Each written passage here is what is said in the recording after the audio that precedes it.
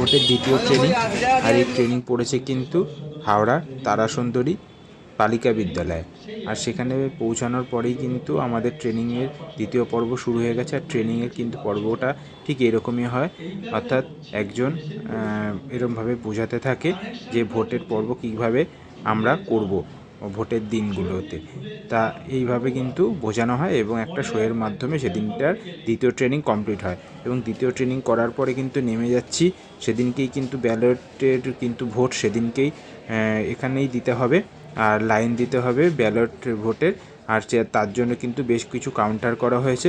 একটা কিন্তু general counter করা হয়েছে, অর্থাৎ এখানটাতে কিন্তু নর্থ চব্বিশ পরগনা থেকে হাওড়া সমস্ত জেলার কিন্তু যারা বিভিন্ন থেকে রয়েছে আদার্স গ্রুপের, তারা কিন্তু এখানটাতে কিন্তু লাইনে দাঁড়িয়ে ভোট দিতে হবে। প্রায় 3 ঘন্টা কিন্তু এই দীর্ঘ লাইন দিয়ে কিন্তু ব্যালটের কিন্তু ভোটের জন্য লাইন দিয়ে দাঁড়িয়ে রয়েছি। প্রায় 3 ঘন্টা কিন্তু ভোট দিয়ে তারপরেই কিন্তু বাড়ি যাব, তার জন্য কিন্তু দাঁড়িয়ে রয়েছি। দীর্ঘক্ষণ ধরে কিন্তু দাঁড়িয়ে তারপর কিন্তু ভোট পড়ব।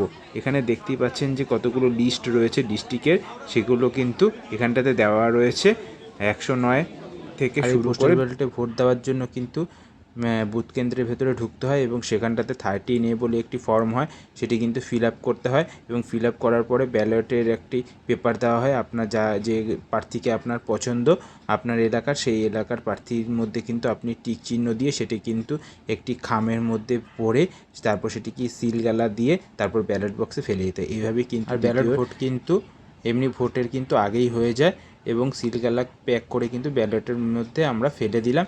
আর এইভাবে কিন্তু ভোট পর্ব শেষ হলো।